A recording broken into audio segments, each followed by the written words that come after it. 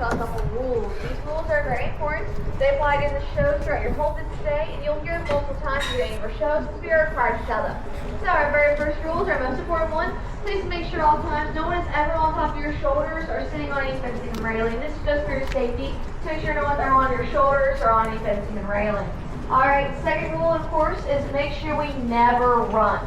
Please do not run in our park. That's because if you look, one, that's for your safety, but we have mountain lions over there. Hyenas are here. If you run by those areas, it triggers a predatory instinct, which means those animals want to hunt you down or chase you. However, there's a fence there, so they cannot do that. So instead, it actually stresses and taunts those animals to see you run. So please make sure we never run anywhere throughout the park. Third and final rule, be respectful at all times. This are animals' homes or habitats, so please not harass, throw trash at, or spit on any animals. That's happened a whole lot. So please just be respectful because this is their home. Alright, give me a big thumbs up to the rules. Alright, that is great.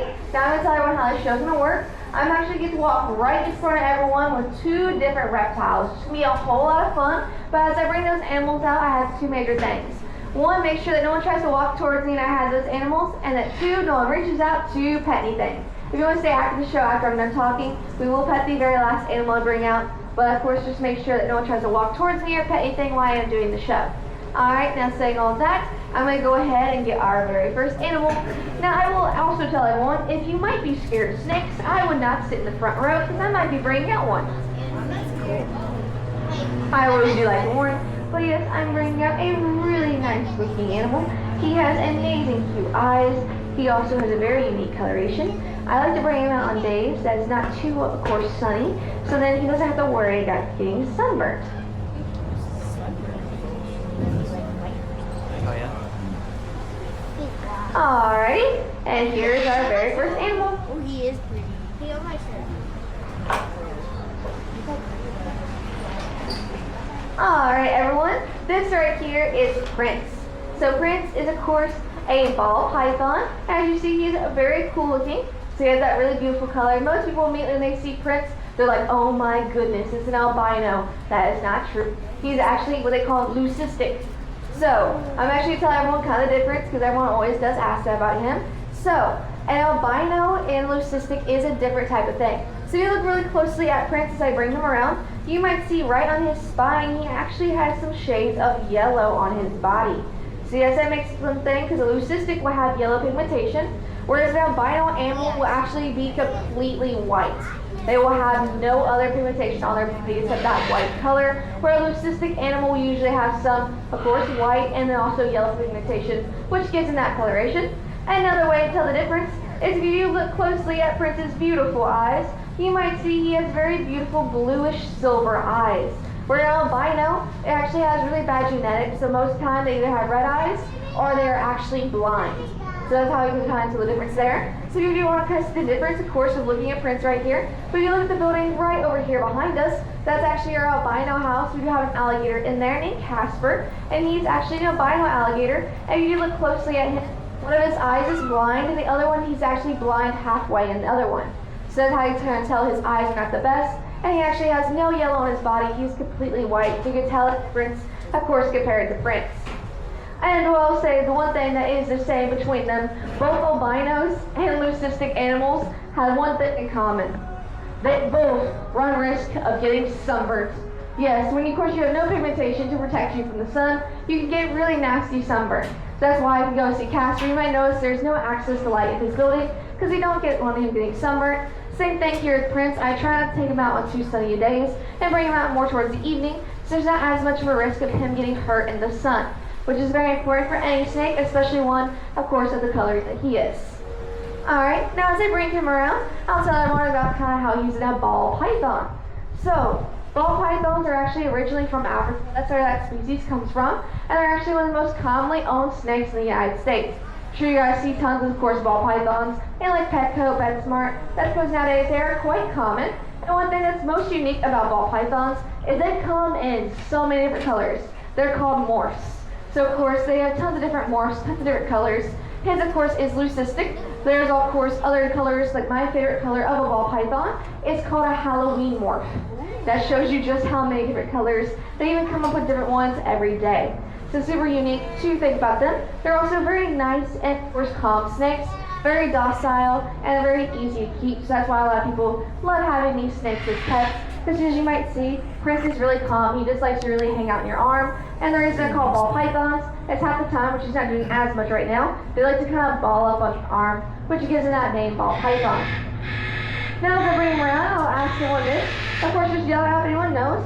But does anyone know what, of course, a snake here in our park? What does a snake possibly eat, everyone? No?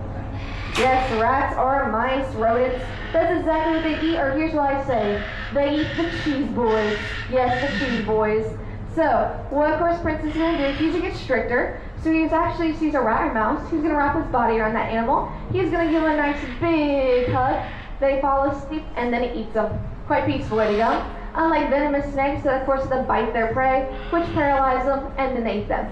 So his is just a nice big hug, so he does not have venom at all. He does rely on his strength. And though I do say that, all our animals we do feed to our snakes or our rats or mice are actually not alive. They're already, of course, frozen, so they're alive. We do feed them to our snakes. However, it is still funny. They do still squeeze them. They like to, of course, make a little extra effort. But I just say it's quite easy for a snake here, because, of course, rats and mice fall from the sky. It's a very nice life for a snake, so I do enjoy it. Now, as I do bring Prince around, I'll also tell everyone kind of how long they live for in the wild. So any snake will actually live in the wild for about 8 to 10 years. They don't have long lifespans. But in captivity, a snake can live closer to 20 to 30 years old.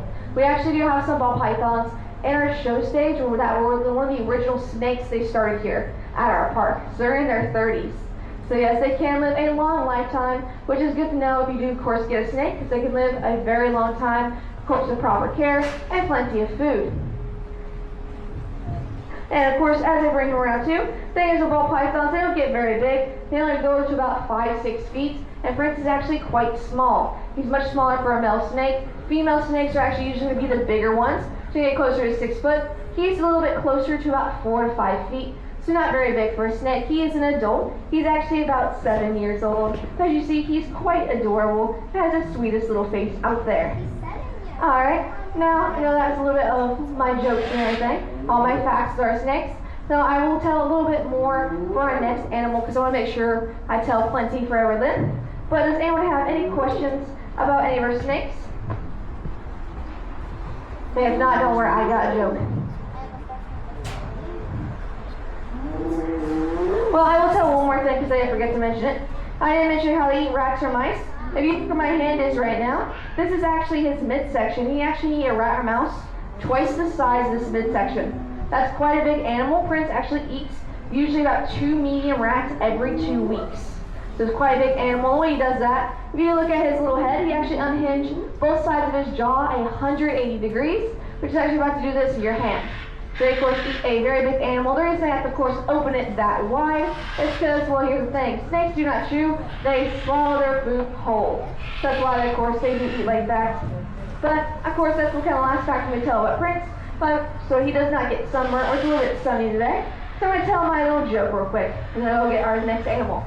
So, how do snakes weigh themselves with their scales? I know. I didn't say they're going to be good jokes, so they're my jokes. Alright, I'm going to go ahead and get our next animal. And after I'm done talking about the next animal, we will actually get to pet him at the very end.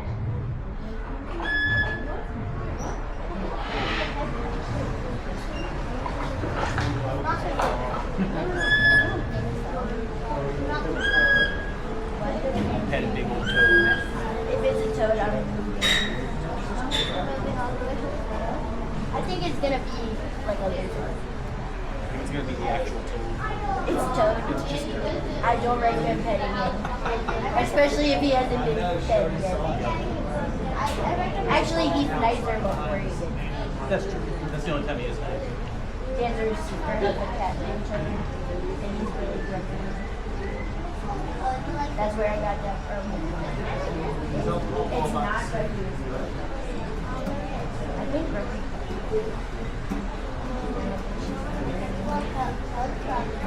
thought you used to be a He doesn't.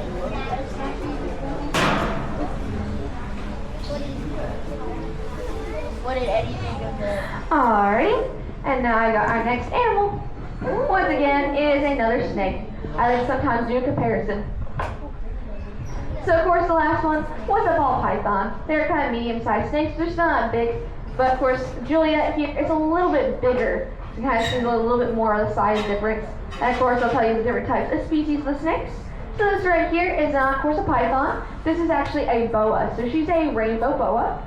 And even more, there's with the rainbow boa is they're actually from Brazil. So she's a Brazilian snake and a blue water snake. Whereas of course a ball python is actually of course a hot animal snake that we usually live in Africa and be on the ground. Hers, she mostly loves water, so she'll live most of her life hanging out in the water. That's her favorite thing in the world. So Juliet loves her little bass, the cutest thing in the entire world.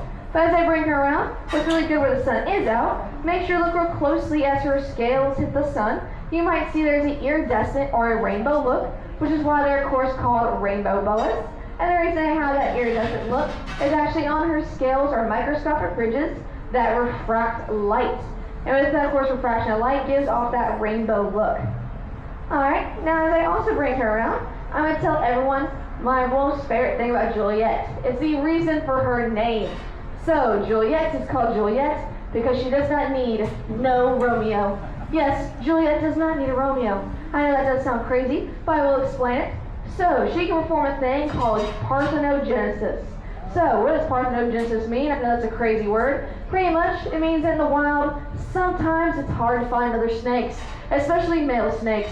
So, in the wild, if you cannot find a mate, sometimes, of course, these snakes, they're like, I want kids, and they can have them. Yes, she does not need a male snake to have offspring. So, I know that sounds really unique. So, she wants kids, she can have them all by herself. Now, Juliet is quite young. She needs to do a little bit more growing, and of course she has not had desire to yet. But the next day, she got a little bit bigger, maybe closer to another foot, and she woke up and was like, I want some kids. She could decide that and have them. Now, of course, it'll take a little bit longer. It takes much longer when you're using just your own DNA and not having help. But of course, it is very possible. So pretty much they'd be more genetically like clones to her than, of course, offspring. And then another thing is, it's usually a good thing to do that can happen in the wild, but it's not the best because, well, if you're not sharing DNA, then sometimes you have more risk of diseases. So you usually won't survive as well. But it can happen because sometimes, like I said, it's hard to find other snakes in the wild, and that's the solution. So that's why she does not need no Romeo. But another unique thing about her is she's also vicarious. So what does vicarious mean? Vicarious means live birth. Now most people hear about snakes, they think of course eggs, and they of course snakes hatch from those eggs. Well, instead what happens to these type of snakes, the eggs are of course inside her body. Of course the snakes hatch inside her body, she reabsorbs the eggs, and the snakes are born alive. Yes, vicarious means live birth, so that means she'll be of course giving birth to live little snakes, which is super unique, and pretty much any of the snake that has the word boa in its name most likely be a vicarious or a live birth snake. That's why she needs a little bit more growing, because it takes a lot more effort to give birth to a snake that is alive, because they're usually about this big when they're born. So that's the two most interesting things about her. I do like to, of course, explain all that, because usually when people hear about snakes, they think all snakes are cookie cutter, that they're all the same, they're not very unique. And well, I'll tell you guys this. Ever since I worked here, I've learned this. Snakes are very unique. They will surprise you all the time, and they have tons of interesting things about them if you just learn about the different species. So of course for her, she doesn't need a Romeo, so it's super fun to think of. Now as I do bring her around, I of course do tell everyone about Prince and what he eats. She also eats rats or mice. And of course, if you do look at her midsection, it's much, much bigger. So she eats a much bigger rat or mouse. Usually for her, she eats about 2 large rats every 2 weeks. So she eats that big of an animal. And of course, she can open her mouth just as wide as Prince can, that 100 big, 80 degrees. So that's very normal for them. But as I also bring her around, you might also get to see she's sticking her little tongue at everyone. Yes, she's going in and out with that tongue. That is actually how she's smelling everyone. So that tongue is very important for a snake. Of course, the forked tongue is going to bring air particles into the mouth. It's a thing called the Jacobson's organ. So, what is a Jacobson's organ? Every snake has one, and it's very important because it tells the snake what you are, how far you are, and what direction you're in, which is very important for a snake. Because, well, you look, she has such beautiful eyes. All snakes have horrible eyesight. They really all can use glasses. So, necessarily if you're past the 3rd row, you look like a bunch of blobs to Juliet. She cannot see you. Because of that, they need to make sure they smell with that tongue to sense their whole surroundings around them. Another reason why they fly so heavily on that tongue If you look really closely at Juliet's head, most people never think to look, but snakes do not have ears, everyone. If you look real closely, snakes do not have ears on their body at all. So instead they feel or hear by vibration, which is super good to know if you're ever approaching a snake in the wild, is that one, they don't have ears, so they hear you by that vibration, and they can't see very well, so they're relying on that tongue to sense the world around them. So make sure you remember that if you ever do approach a snake, because of course they don't really see the best, so it's good to know that they use that tongue and rely on it so heavily. Alright, so as I also bring her around, I always do like to let everyone know how old she is. So she's actually only, I think, about 4 years old, so she's still quite young, but she is an adult snake. So it's about as big as she'll get. She, like I said, where she's a female, she's going to get a little bit bigger. These snakes get closer to about 6 to 7 feet, so because of that, she has a little bit more growing to do, but we'll be super excited because who knows? One day, maybe she grows a little bit bigger, she'll wake up and she'll be like, I want kids, and then she'll have them, and I'll be super excited. So, who knows? It'll be real exciting. She does decide that one day. But, so talk about all that. That's kind of all I'm going to talk about with Juliet, so we can ask plenty of questions. If not, then of course, I understand. I still got one more joke for everyone. Alright, does anyone have any questions about Juliet or any of our snakes? They don't have bones, right? Alright, Sam? No, Yeah. I don't mind. They do? I think they do have a small. Has she been pregnant before? So no. That's what I was kind of saying, is she's actually still very young. So it'd be really nice if she would, but usually I think it's really closer to about 7, 8 years. So she's still growing a little bit slower. Spine in the skull. But I do know with the parthenogenesis thing, it's happened a couple times in captivity. So I just know it takes a much longer time. So I think it took like almost a year fully for that to fully happen. So I know the whole process of it, but it's apparently a really unique situation that did. She was hanging out. All right, any other questions? All right, do not worry, that is just fine. I do want to let everyone know, if you look at that big green building right behind us, make sure you go over to that building. That is our serpentarium. So if you do like snakes and are enjoying me have Julia out, make sure you go see that area. There's tons of constrictors, but there's also some venomous snakes in there. So you want to see a venomous snake as small as a hognose, which isn't really that bad, so much just like a bee sting, all the way up to a king cobra. I'd say go look at that building. It is really cool. Tons of cool snakes. If you are scared of snakes, don't worry. Of course, there's a couple alligators and iguanas in there and turtles, so it's just not snakes in there. So it's a really fun area to go look at. All right, and now, of course, tell my joke. So, what do you get when you cross a snake and a dessert? You get a python. That's a python. I know, a couple giggles. Thank you. I know, I try my best. Now, I will let everyone know that at 3 o'clock, we will have our last show for the day. It's going to be an alligator handling show, and I will be there, so make sure you come if you want to see me again. It'll be a lot of fun. It'll be that last show, and when I say handling, that means you get to pet them. So make sure you know that. It'll be really enjoyable. What we're going to do now is, because there's a little bit bigger of a group, I did say we pet her. So what we're going to do is we're going to see right here at my feet, and I want everyone to just pet on the back side of her scales with 2 fingers, and I'm going to keep her head away from everyone. So thank you guys so much. I hope you learned something, and have a good day here at Alligator Adventure. See you later, alligator. Make a line up over here. Good one. Say just 1 second for her readjust her. Just right there. Now, do they have bones in the middle of their body? Just gonna ask him. Yes, they should. They do have one spine there. One spine that goes all the way down, right? And they have a skull too, right? Oh, yes.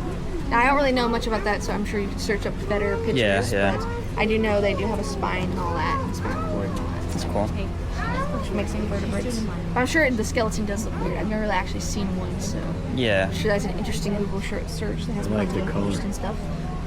She's a good snake. She's one of my favorites. Very easy to I handle. can see how she would be. She's very sweet. I know there are certain surfaces they can't slither on, like smooth Oh, yes. surfaces. Yeah. Really? I didn't know that. Yeah. Look it up online. Smooth? I mean, like if you put a plate of glass down, they wouldn't be able to slide on it? I think it might be plastic, like a smooth plastic. All right, I'm gonna stop recording for now. And you like to Alright, hello everyone. Hi. We haven't done any running yet. No, I was thinking about that before. Maybe tomorrow. Hello, my name's Alexia. I'm a zookeeper here at Alligator Adventure, and of course, I'll be doing our gator handling show today. It's going to be a whole lot of fun. Before we do start, I do gotta tell a couple rules. Now, these rules are important. They apply during the shows, but throughout your whole visit day, and of course, You will hear them multiple shows, we are required to tell them, but this of course is our last show for the day. I like to let everyone know before we start, this is our last show because at 4 o'clock Alligator Adventure and its gift shop will be closed. So you're our last one to enjoy. So, very first rule, make sure all times no one is ever on top of your shoulders or sitting on any fencing and railing. This is for your safety, so make sure no one's on your shoulders or on any fencing and railing. Second, we'll make sure we never run. This is for your safety. You might notice we have mountain lions over there, hyenas over there. You run by those areas, it triggers a predatory instinct, which means those animals want to hunt you down or chase you, but they cannot. Serpents there, so instead it actually stresses and taunts those animals to see you run. Please make sure we never run and keep all our animals calm and happy. Third and final rule is be respectful at all times. Their animals' homes or habitats, so please don't harass, throw trash at, or spit on any of the animals. That's happened a whole lot, so please just be respectful. This is their home. Alright, give me a big thumbs up for Cinder Rules. Alright, that is great. Well, as you know, it's a gator handling show, so I'm going to bring an alligator out. So I'm going to get to walk right in front of everyone with our little alligator. But as I bring him around, I got two major things. As I bring him out, please make sure that no one tries to walk towards me and that no one reaches out to pet him. After the show, we will pet the alligator, but during the show, don't walk towards me or try to pet him for the safety of me and that alligator. Plus, he's going to be quite wiggly, so it's a safety for everyone. Alright, now saying that, I'm going to go get our very first animal, which is our alligator. It's our only one. Because the thing is, I did catch them before our show, so he's already ready for us to go and see for this show. Now, as I bring him out, he'll probably bite me and wiggle for a little bit. And it's completely normal. Alligators, I say, are very sassy and dramatic. So he might fuss just for a little bit, and then he will calm down. What's his name? Yukon? She's grabbing Utah. I love a dramatic alligator. I say they're all very dramatic. Now, I did mention he's probably going to, of course, wiggle and fight me for a little bit. After a couple minutes, he will calm down. Alright, everyone. This right here is an American alligator. So this is an alligator, of course. So we have American alligators here. We also do have Chinese alligators located up front by our bobcats. Make sure you go check them out. They're actually very unique. They're actually critically endangered. So make sure to go check them out. This, of course, right here is an American alligator. This is one I did catch out of our show stage. So we do have some alligators in there. They're actually quite young. This alligator I have in my hand is about 2 years old. And the way you can tell that is actually just based on his size. So you look real closely, he's about 2 feet, which makes him about 2 years old. So for the first 6 years of an alligator's life, they're going to grow 1 foot per year. So a 2-year-old, 2 feet, 3-year-old, 3 foot, 6-year-old, 6 foot. But at the 6-year, 6 foot mark, we really cannot, or age after that, because they actually slow down their growth a lot to only grow to 1 inch per year after 6 years old. So I hope you never heard that because that's funny. But yes, after 6 years old, they will only grow 1 inch per year. So that means the alligators only growing 1 inch per year after 6 years old. They're going to take a long, long time to get big.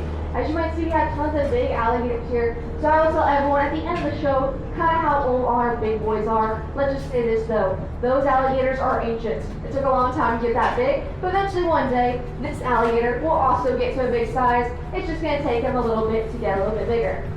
Alright, as I bring him around, I'm going to of course show my most asked questions. How do you tell the difference between an alligator and a crocodile? That's my most asked question. Well, it's very easy. All you gotta do is look at a snout. So you look real closely, you might see our alligator has a very rounded U-shaped snout. He also has the cutest little overbite. That makes him an alligator, that U-shaped snout and that overbite. Where a crocodile instead will have a very V-shaped snout, and all their teeth is actually going to interconnect, which gives a crocodile a much stronger bite force. So alligators have U-shape, crocodiles V-shape. Another thing is that alligators have a natural fear of people, so that means for the most part they're going to leave you alone.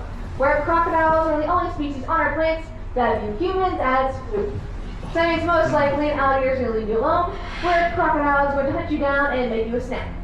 So, that's super fun to think of when of course you're looking at them trying to tell them apart. Now, as I show this alligator around, I do always like to tell everyone that American alligators are native to South Carolina, and you can find several of them here at Myrtle Beach. But make sure we never approach a wild alligator because they have that natural fear of people, just like I told you about. They do range from North Carolina all the way to Florida and as far west as Texas. In South Carolina alone, we have 100,000 alligators. So yes, there's tons of wild alligators just in South Carolina. So make sure we never approach them. Don't ever feed them, harass them, but especially interact with them. Do not ever feed an alligator because they will lose that fear, people, and they'll start associating humans with food, which is never good because that's how ex-boyfriends start going missing. So please make sure we never feed a wild alligator. It's the best of us and for them. And there is a saying that says that is a English guy that says that a fed gator is a dead gator because the reality is once they lose that fear of people, it's not good for them, and most of the time it will actually more hurt the alligator than you. They will get much more punishment than a human does, so make sure we never try to approach a wild alligator. Now you're probably wondering, well then how on earth are you interacting with this little alligator? That's because every single alligator here at our park is a captive bred animal. They're all born in captivity. There's always going to be a difference between a captive bred animal and a wild animal. We do not have any wild alligators here, so make sure you never mess with a wild alligator. It is just for the best. Alright, now saying that, I also like to ask everyone here, who here has got to go to Crocodile Cove yet? Anyone? Not a couple people? Well, if you do know, shout out. We do have an alligator there that's very unique. What does Bob lack, everyone? You know? A tail, exactly. Bob or Bobette. She lacks a tail. She's very unique. So if you want to see her, she's right in front of our hospital, and she's absolutely adorable. The reason I always like to mention Bob is you don't know how many people approach me a day and say, what did you do to Bob's tail? They, for some reason, think that I took her tail. Well, one, that's not possible. She's much older than me. And two, that's because she was born without it. They did not remove it. She was born without her tail. It's a genetic defect. So it happens, of course, she was born like that. And in the wild, the reason you've never seen a tailless alligator is actually a big reason. For an alligator, their most important thing part of their body is this tail. It's a big muscle. It's how they swim. It's how they jump. It's how they get their food. If you do not have a tail, you cannot come up for air. Cannot come up for air. Sadly, when they're born like that in the wild, they will sadly drown. They cannot make it. They cannot swim. So that's why you'll never see an alligator like Bob in the wild. But when she was born here at our park, you can go see on her little sign. You can see her little baby pictures. It's absolutely adorable. So she was born without, of course, that tail. We of course really noticed that we have a special exhibit for her. So you go look at her exhibit, you might notice that her pool is very unique. Actually, at all times when she goes stands in it, she has no risk of drowning at all. She can stand at all times, which means she will not, of course, sink and drown. So it's always something cool to look at with her. So that's why she's doing amazing. She's thriving. She just turned 27 this year. So she's doing absolutely amazing and doing really good as well. Chicken falls from the sky. Yeah, she's doing absolutely amazing. So check her out. She may not have a tail, but she's a nice set of butt cheeks. Yes, Bob has a very, very nice booty. They're not real butt cheeks, but if you do not believe me, go look at them. It's very adorable. She's actually my favorite little alligator here at the park. So make sure to check her out. She has quite an attitude, even for not having a tail. Now, as I bring this little guy right, you might also get to see that he has the cutest little smile. Look at that adorable little smile on his body. Well, he actually has 60, 80 teeth. They're going to lose those teeth, regrow them just like sharks. They'll actually go through about 3,000 to 5,000 teeth throughout their entire lifetime. That is a lot of dentist appointments, so thank goodness we are not alligators. So you go through a lot of them. They lose their teeth through natural shedding, just like you and me, throughout their entire lifetime. Second reason they lose their teeth, if you look real closely at his back, you might see all these bumps. This is called osteoderms. Osteo means bone. Derm means skin. It's actually bones, so it's called bony skin. And those bones are actually completely separate from their skeleton. So his bones just made to protect his back from other alligators, because during mating season and other times they're just not friendly to each other, and they'll bite onto those bones. They lose a lot of teeth like that. Last reason they actually lose their teeth is when they're very strong and powerful bite force. Alligators have a bite force of about 2,100 to 2,500 psi. They're probably wondering, what on earth does that mean? That sounds like a big number. Well, pretty much that means that an adult alligator could break every single bone in your entire body. Yes, an alligator will break all the bones in the human body, including your femur. Your femur is actually the strongest bone in the human body. So this shows you how strong an alligator is. But here's the thing, they're actually not the strongest. They're only the third strongest. The top two belong to crocodiles. The Nile and the saltwater crocodile have a bite force closer to 3,100 psi. So if an alligator can break all your bones, you definitely don't want to find out what a crocodile can do. Would not be worth it. So yes, they're very strong animals, which is also super good to remember when you, of course, ever interact with them. So they're really cool though. Now if you also want to see a really cool crocodile, if you go see Bob or alligator, if you look at the exhibit exactly across from her, so the one right beside her. You might notice we have a crocodile. His name is Gramps. He's the more or less crocodile, and he's very unique because he does not have any teeth. Yes, he already went through his 3,000, 5,000 teeth. He has none. He actually is quite gummy. So he's very funny. Make sure you check him out. He's very dramatic as well. He's just a sassy old man, because especially in the summertime when he's all full of energy, his favorite activity is to jump at people that are not paying attention to him. So make sure you go check him out. He's really cool. He has no teeth, so I guess if that something happened, it would be like being gummed to death. So he's really funny to go look at. Alright, last thing I'll tell everyone is how long they live for in the wild. As soon as I want to hear about that. So, in the wild, alligators, crocodiles live for about 40-ish years. In, of course, captivity, an alligator or a crocodile can live closer to 60 to 80 years old. Yes, that's a long, long time. Well, here's the way I describe people. I came here Alligator Adventure when I was actually 5 years old to see U-10, the king of crocodiles. He's up front. Well, I'm 22. I work here now, and U-10, king of crocodiles, is still up front. He actually is 6 years old this year.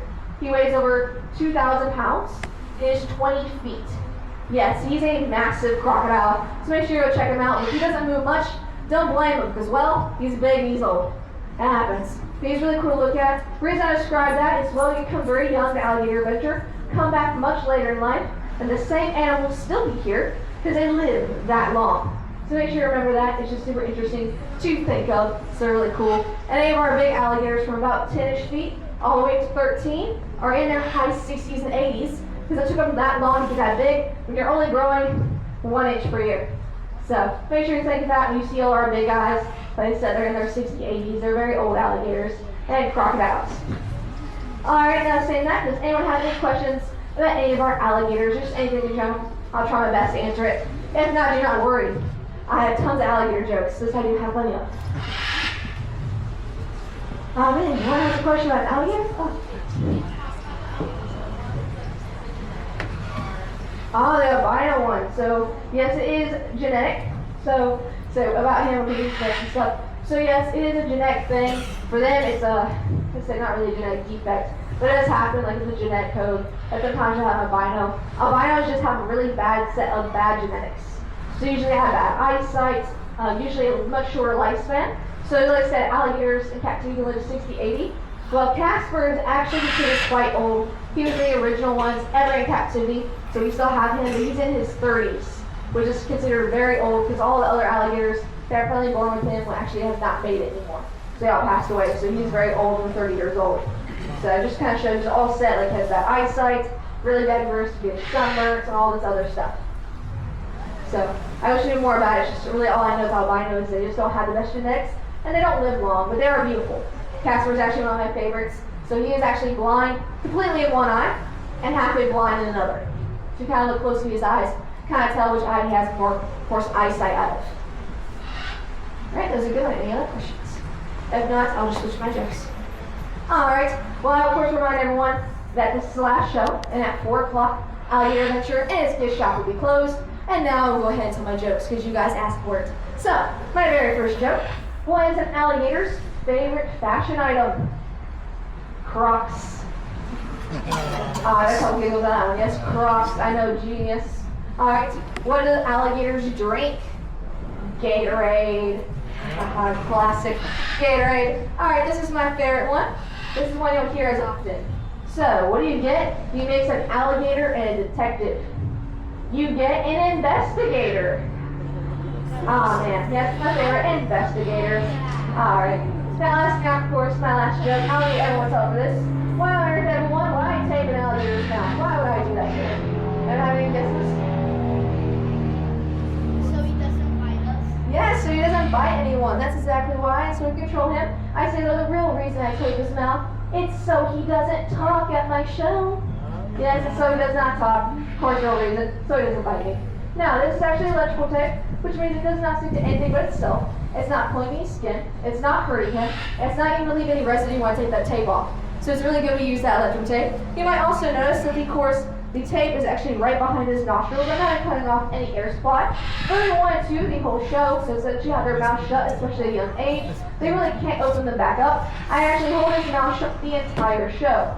But that'd be uncomfortable for me and him, which is why, of course, I do tape it, and then I will release him later on.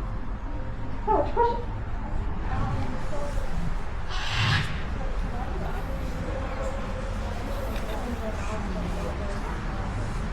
Oh, why they open their mouths and like they're relaxing and everything? So you know how a dog pants?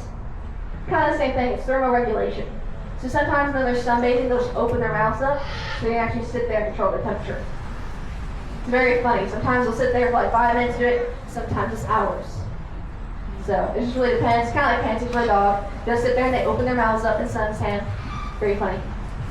Alright, so that was my last joke. Now I of course tell everyone how we're going to pet the little alligator because we were going to get to pet him. So, we're going to make a big line right over there at my gates. Please make sure to wait till I get over there so I'm not swarmed. But as I show everyone the alligator, make sure we only pet his back right here. You can kind of mess with his feet, but I do prefer his back. One thing is just make sure we do not touch his head area. Oh, this mic. Do not touch his head because this is where all his sensor organs are. Which means, in short, if you touch his head, you will hurt him. And who wants to hurt this little face? Please make sure we only touch his back. If you want to take pictures, ask questions, feel free to do so. Hope you enjoyed your day at the Day Alligator Adventure. And just once again, remember we close at 4. Thank you guys and have a good day.